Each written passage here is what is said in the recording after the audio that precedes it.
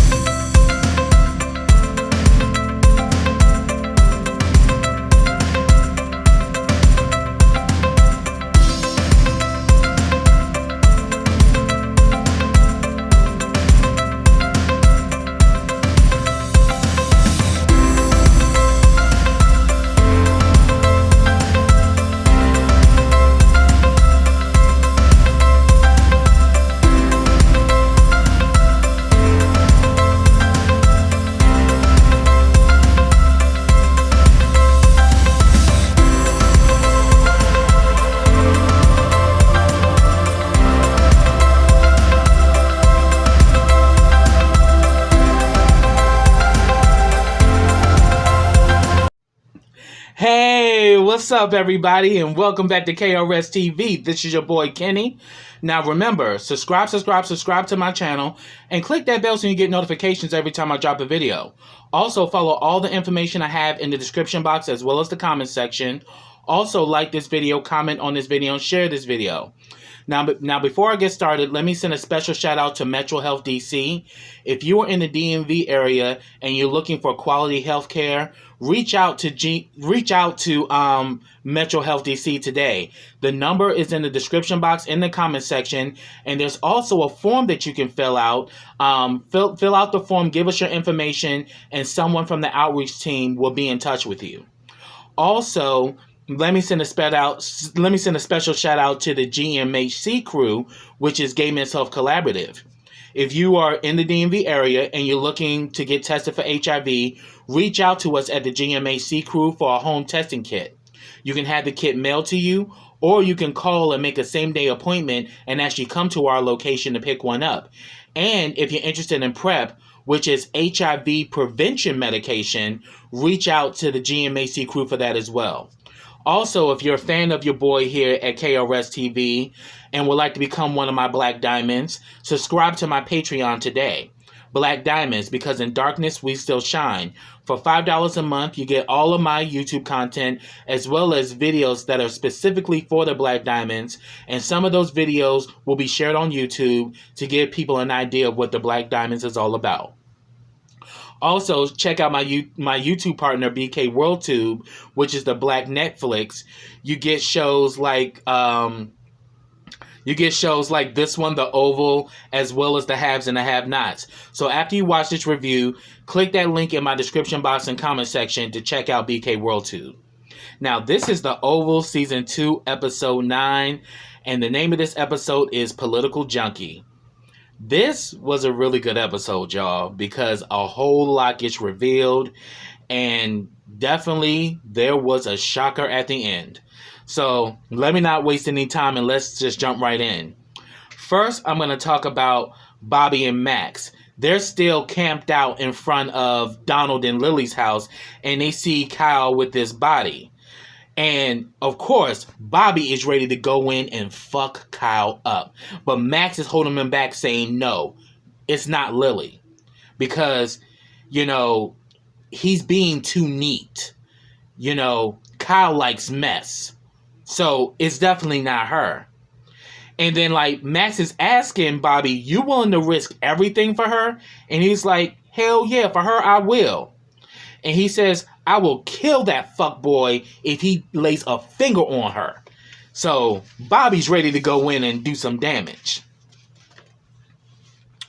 Then we get a scene with Priscilla and Norm, who's Laura's husband. Remember, Laura was the one who discovered Jean under that bed, and she had a heart attack. And while she was in the hospital, she kept saying Jean's name, and she keeps going in and out of consciousness. And we see that Priscilla and Norma talking, and Norma saying she's never said Jean before. And, she just keeps going in and out. And he even said this is the first time she's ever said Jean's name. So pretty much Priscilla is now putting things together, like something's not adding up here. Then we go inside of Donald and Lily's house. Donald finally arrives home, and him and Lily are with each other, and you can feel the tension. Like, he goes to give her a kiss. She literally turns her head, and then he's like, do you want to talk? He tries to offer her wine. She don't want no wine. And then he says, do you want to talk? And she was like, yeah, sit over there. Because she's like, I don't trust your ass. Now after how he damn near almost killed her the last time. Hell no.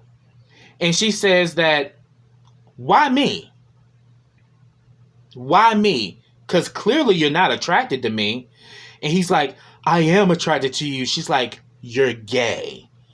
He's like, but I love you. She's like, no, you don't. Because what you and Kyle were doing upstairs, that is what you love. And he was like, no, it's not like that, because he don't love Kyle, but clearly he's a gay man who can't live in his truth. And, all of a sudden, he's like saying that, I really care for you, Lily, and all of this shit. And then Lily was like, yeah, you say all of that, but then he's like, but you tried to kill me. And they start going back and forth, and he gets all explosive. And next thing you know, while they're going back and forth, we see Bobby comes into the damn house. He's right behind Donald, and he got the gun pointed dead right behind Donald's head. And Lily plays it off, and she's like, no. And then she like literally pulls Donald in and hugs him like, no, it's gonna be okay, it's gonna be all right. And then we see that damn Bobby was ready to put Donald's ass in the dirt. Like, he will do anything for Lily, because he's in love with her. And she pretty much stopped that whole situation from going down. Now I'm going to talk about Richard and Nancy. Richard gets out the shower. He coming out smelling good and everything. He's still paying Nancy dust. She's still trying to get his attention. And we all know he's about to go out on his date with Frida. And he pretty much like, are you just going to not talk to me forever? Like, why you keep giving me the silent treatment? And he's like, you need to tell me who the father is, or I ain't got shit to say to you. And then you see that Barry intervenes, and he's like, yo, Dad, why don't you answer Mom? Mom trying to talk to you. He's like, look, stay out of it. And he's like, but I'm in the middle of this, Dad. He's like, you don't have to be. And, pretty much before Barry intervenes, Nancy's saying that, Picky's funeral is tomorrow, and all of that, because even though the whole situation involving Picky, Richard, at the end of the day, he was still your nephew, but at this point, Richard don't give no fucks at this point. And then we see that Sharon shows up, and she's even seeing the dysfunction. And then, Richard's on his way out, and she says, wow, Mr. Richard, you look really nice. And he says, thank you. He ends up leaving. And then she says hi to Nancy, and you can tell that, yeah, things are completely screwed up in that house. And then she turns the other way and sees Barry, and you can just look at Barry's face when Barry about to start some shit. So then, her and Barry start talking, and he was like, we need to talk. And Sharon was like, yes, I am pregnant, and it's your baby. And he was like, why didn't you tell me? And she was like, because I don't want to have a baby right now. Oh, immediately that damn Barry goes in and is like, what the hell you trying to say, Sharon? You ain't getting no damn abortion. You ain't having that. And she's like, did I say I was getting an abortion? And he was like, but you thinking about it though. You ain't having no damn abortion, Sharon. And she's like, first of all, this is my body. And he's like, but it's my child. And she yells, you can't even take care of the one that you have. I was like, oh, Sharon, you was wrong as fuck to say that. Because the reason why she's missing is not because of Barry. It's because of Nancy and her messy ass. As to tell you the truth, Nancy is the toxic ingredient in this whole family. She's the reason why this whole family is fucked up. She's the reason why Barry is upset. She's the reason why Richard is upset. Like, Nancy and her shit pretty much has caused all of the problems within this family. So they get into this argument to the point where Sharon's like, you know what, I can't deal with this shit no more. So all of a sudden, Nancy tries to intervene or whatever, and she's like, what is wrong with you? Like, why do you keep talking to her like that? And he's like, Mom, why don't you go cook or something? And she's like, excuse me? And she says that, first of all, he's like, yeah, you saw Daddy, leaving the house smelling good. He sure as hell ain't going to play with the fellas. So where is he going, huh? And she was like, you better stop it or I'm about to slap the shit out of you. And then Sharon was like, somebody needs to. And they start saying shut up to each other. She packs her shit and she ends up leaving or whatever. And pretty much while she's trying to leave out, Nancy asks Sharon, where you going? And she's like, I don't know. We know where the fuck Sharon going, because we already know she got the key. So she going to go see Kareem's old simple ass. And she pretty much tells Sharon to be careful. And I'm like, yeah, that's a good omen for fucking Sharon, because Sharon is on this 80-20 shit. She leaving Barry thinking she gonna get something better, and she gonna end up with 20. We just got to keep watching, because I really see this happening on the horizon when this whole situation with Kareem, because Kareem is on some serious bullshit. So pretty much we see that Victoria is talking to one of her aides, whatever. Her father decided to cremate her mother, so there's not going to be a memorial service. So probably he hated the mother just as much as Victoria did. Just how messed up and dysfunctional her family truly is. And then after the aide leaves, she gets on the phone and asks where Hunter is, and they let her know that he's in the Oval. And then she says, can you check to see if Ellie has checked out yet? And from the looks of her face, Ellie's ass is still there. So we know where her ass is headed. So then we see Alan is pretty much working, at his desk. And guess who decides to pop up for a visit? That crazy ass Jason. Jason comes in there, and then pretty much, Alan is like, pretty much welcoming, because he knows he's the president's son. And he was saying that, I'm so glad you survived that plane incident. And then all of a sudden, he offers him to sit down or whatever, but he begins to look at Jason's like, what the hell are you doing? Jason, with his sick ass, got his dick out and literally is like, literally trying to put his dick out on Alan and shit. And I'm like, yo, Jason is literally the byproduct of Victoria and Hunter. Like, he got there crazy completely. And pretty much Alan's like, do you realize you got your dick out right now? And he's like, I don't know what you're talking about. Alan was like, put it away, and put it away now. And then he pretty much tells Jason, don't ever do that shit again. So pretty much they sit down and they start talking, and he asks Jason, so what do you think about the White House? And he says, I hate it. I hate every inch of this place. And he's like, I feel like I'm locked in here. And then Alan's like, well, I like it. And he was like, why? And he was like, well, I'm a political junkie. I can show you the history around this place. And he's like, okay, cool. I'm with that. So Alan and Jason are kind of, in a way, building this friendship. I'm like, yeah, because crazy knows crazy. Because clearly we all know Alan crazy as fuck, and so is Jason. And it seemed to me like, inquiring minds think alike.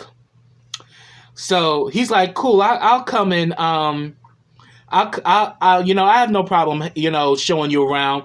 But he says, but don't come in here with your dick out no more. And he pretty much says that it wasn't for you. I'm not into guys. And he says, well, why would you do that? He says, because it shocks people, And he says that, look, you don't have to do that with me. And then Alan says that, he has a brother with special needs or whatever. Tell me why the fuck this damn Jason had a nerve to get offenses like, I don't have special needs. The hell you don't, Jason.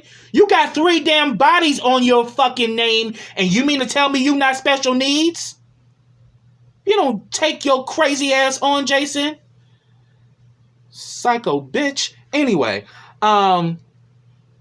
so then we see that Nancy and Priscilla talk on the phone, and pretty much they discuss Richard and that he's got this date with Frida or whatever, and they pretty much have a short conversation. So, she pretty much kind of puts it out. That's where Richard is going. He's going out to meet up with Frida. So then we see that Hunter, with his old sick, sadistic, sexually crazed ass, ends up going right to Ellie's office. And pretty much she's talking about how she's working to tarnish Diane's reputation. No mainstream outlet will actually cover the story. But pretty much, Hunter's like, but it's everywhere locally though. And she's like, yeah, it's everywhere locally, but it's not national. So pretty much no mainstream outlet is touching this story. So it's going to die out. And pretty much Hunter's like, you want a drink? And she's like, I'm at work. And she's like, come on, really? I'm at work? Seriously? So she pulls out some gummies, weed gummies. Pretty much that Hunter starts eating them like it's nothing, because Hunter's a junkie, not just, with the drugs and the alcohol, but he's also a sex junkie. So, and then all of a sudden he's kind of like trying to press on Lily, like, come on, Lily, let's do this shit. And she's like, first of all, I'm at work, and what about your wife? And he's like,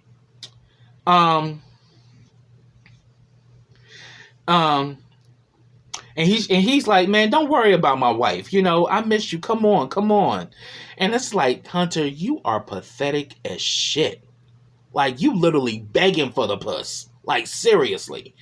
And pretty much she kind of tells him, like, you're an asshole. He's like, yeah, I know. But she's like, look, I'm not trying to go down this road with you, because she's like, I swear if your wife puts her hands on me again. And she's like, she won't. She won't even find me here. And boom, Victoria walks in. I'm like, Hunter is stupid as shit. You really don't know how conniving and strategic your wife is. Victoria shows up and she says, come upstairs. She's like, I spoke with my father, so get your ass upstairs now.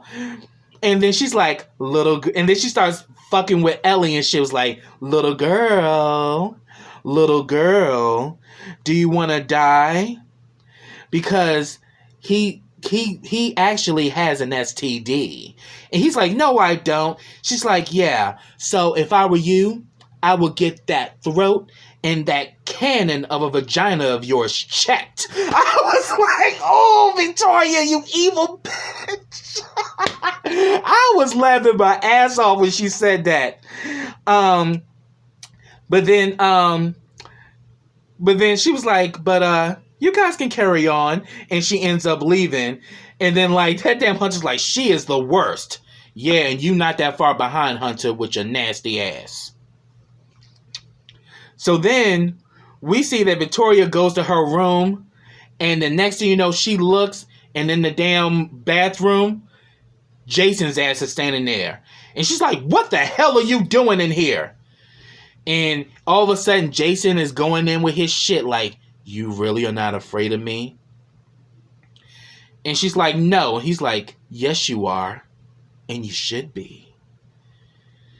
And pretty much Victoria's like, if you knew what I'm capable of, you wouldn't even let that bullshit fall from your lips. Now go to bed. And then we see his ass walks out and walks out the bathroom and then walks out the main door and leaves the room. And I was like, wow. Then we see that Sam is at home, doing some stuff on the computer. Victoria calls, and it's clear her ass is shook. All of a sudden, she's like, I want to go for a run. And he was like, okay, in the morning I can arrange that. He's like, no, I need you to get here right now.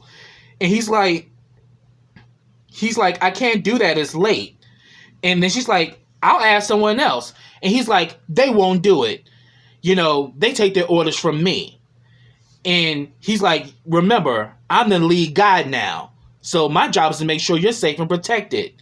And then she's like, my mother died. I need to get out of here. Bitch, that ain't the reason why you want to get out of here. You want to get out of there because you afraid that Jason gonna give you that Denise treatment, bitch, where your head gonna be flying across the room. Let's keep it real. And pretty much, he was like, look, I can come back and we can walk the grounds, but that's the best I can do. And she's like, that's your best bet. And she's like, hurry up. I'm like, And I'm like, yeah, her ass is shook. The fact you got a psychopath and a serial killer for a son and looking to you to be his next victim, her ass is skirt. And then before he leaves, he calls Priscilla and says that, look, I made you dinner. I got to go back to the White House. But when you get in, won't you stay up so we can talk? So we see that Priscilla enters Jean's apartment. She sees that the place is wrecked and everything. She calls the authorities. And they pretty much tell her that, you need to come into the station to make a report. And, if she's been missing for 24 hours or whatever. She calls Greg and lets Greg know everything. And Greg's like, it's been way more than 24 hours. And she's like, yeah, I know, but they're telling me to come to the station to make a report. But I can see something ain't right here because her whole place is wrecked. I'm like, yeah, it's all the staging. So then we see Kyle, arrives at his, apartment complex. And guess who he ends up meeting? Dale, the new hire at the pharmacy with Kareem and Sharon. So pretty much, Dale is just out there with his pickup truck, drinking a beer, chilling, and he sees that Kyle got this big ass bag that he put in his car. Turns out I don't think it was a body; it was all of Kyle's shit, because Kyle had all his shit up in Donald's house. And Dale offers help, and he's like, do I look like I need any help? And then Dale was like, yeah, you do look like you need help. And he's like, so what is it? You trying to rob me or something? He's like, no, I'm actually trying to go to the bar to get drunk. And he's like, you mean Charlie's? And Dale was like, no, Fabian's. He took that advice from Sharon. And then while they're kind of going back and forth, Max is looking on and he calls Bobby and lets Bobby know, I got this. Because that damn Max want revenge. So then Kyle starts talking his arrogant shit to Dale, talking about something. So what shitty little town are you from? And then Dale's like, you're an asshole. He's like, yeah, I am. You got to fight in this town.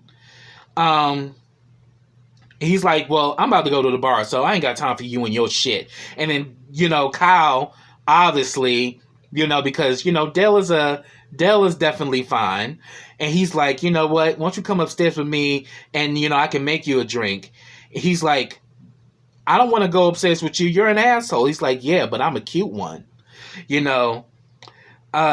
And he's like, okay, fine, I'll come upstairs with you, but you carrying your own damn bag. And so I was like, I'm liking Dale, but Dale, you don't know the kind of crazy you have just subjected yourself to.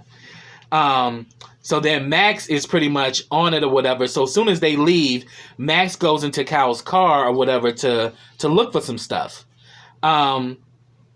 So then Kyle and Dale are upstairs and they are like, shot, shot, shot, shot, shot, shot, shot, shot, shot, shot, shots. They are literally throwing shots back. Everybody shot, shot, shot, shot, shot. Like they are literally getting fucked up. And they're playing club music and shit. And then all of a sudden, you know, when you get that alcohol flowing, some truth telling starts coming out. And then Kyle was like, never fall in love with a married man. And pretty much they just drinking and singing, doing their thing. And then we see Richard on his date with Frida. And I must say, Frida looked good. She looked good in that blue dress. And pretty much Frida's like, why the change of heart? And then Richard's like, we're not gonna make it. And she's like, and then he starts saying, I want to make love to you. But I was actually surprised of how Frida conducted herself. Even though she has feelings for Richard and even though he's a married man, she's like, I'm not going down that road with you. Until when you get a divorce, we can talk about it. And he's like, and she's like, I ain't trying to come in between you two. And he's like, you already are. You've already been doing it for years. And he's like, I'll get a divorce. I'll get a divorce. And she's like, now you know that's not going to happen. He's like, you don't know me. And the next thing you know, Nancy, and I must say, even though Nancy is on my list right now, Nancy looked good. She came up in there with that red dress looking all snatched and literally sits herself right in between them. And I was like, ooh, shit. Then we see Sharon arrives at Kareem's house. And I just said for myself, oh, this is not going to be a good situation.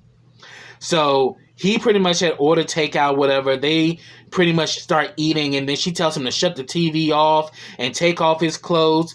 And this old trifling bitch starts riding him, telling him, shut up. I just want men to just be quiet. Just shut up. And starts riding this fool. And I'm like, you pregnant and with another man's baby? And yet you go over here to ride on the other guy? And you know that Kareem is game for it because Kareem is a selfish bastard. He don't care. And I'm just like, Sharon trifling as hell. Because she just keeps going back and forth between Barry and Kareem. So I really want to know, what is it that you keep going back to Kareem even though you say you love Barry? What's really going on?